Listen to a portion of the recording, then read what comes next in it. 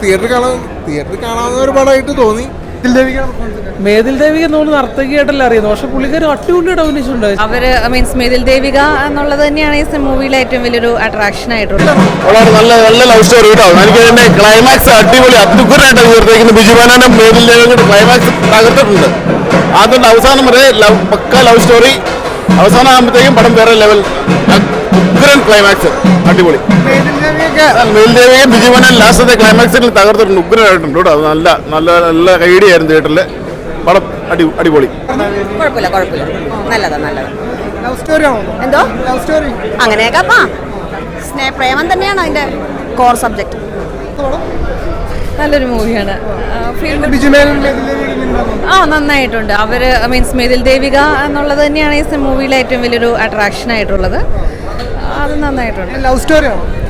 മൊത്തത്തിലൊരു ലവ് സ്റ്റോറിയാണ്. ഒരാളുടെ പെർഫോമൻസ് കൂടുതൽ ഈ പടത്തിനെ കുറിച്ച്, അതായത് ഫസ്റ്റ് ഹാഫ് കണ്ടപ്പോൾ ഞാൻ വിചാരിച്ചത് ഇതൊരു 4 പേരുടെ ഒരു കഥ പറയണ പോലെ ഇതായിട്ട് തോന്നിയത്.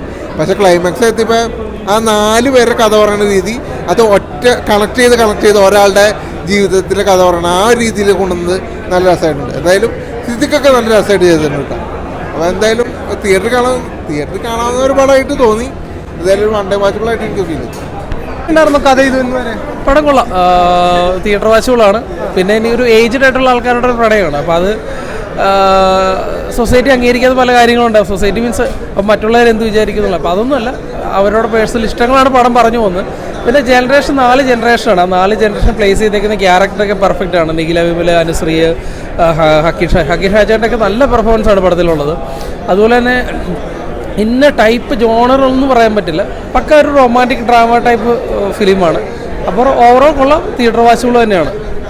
എങ്ങനെയുണ്ട് മേതിൽ ദേവിക നമ്മൾ നർത്തകിയായിട്ടല്ല അറിയുന്നു, പക്ഷെ പുള്ളിക്കാർ അടിപൊളിയായിട്ട് അഭിനയിച്ചിട്ടുണ്ട്. വെച്ചാൽ ബിജുവിൻ്റെ കോമ്പോസിൻസൊക്കെ സൂപ്പറായിട്ട് തന്നെ പെർഫോമൻസ് ചെയ്തിട്ടുണ്ട്. നമുക്കൊരു അഭിനയിക്കുന്നൊരു ഫീൽ കിട്ടുന്നില്ല, നാച്ചുറാലിറ്റി നല്ല രീതിയിൽ ഫീൽ ചെയ്യും. നല്ല പടമാണ്, ശരിക്കും ആസ്വദിക്കാം, ഒന്നും പറയാനില്ല. നല്ല മേതിൽ ദേവികയുടെ ആദ്യ പടമല്ലോ, അടിച്ചു കയറും. പക്ഷെ അഭിനയം കൊള്ളാം, അഭിനയം കഴിഞ്ഞ് അടിച്ചു കയറും. എന്തായാലും വിഷ്ണുമോഹന് ശരിക്കും പറഞ്ഞ ഒരു അവാർഡ് കൂടി കൊടുക്കുന്നു.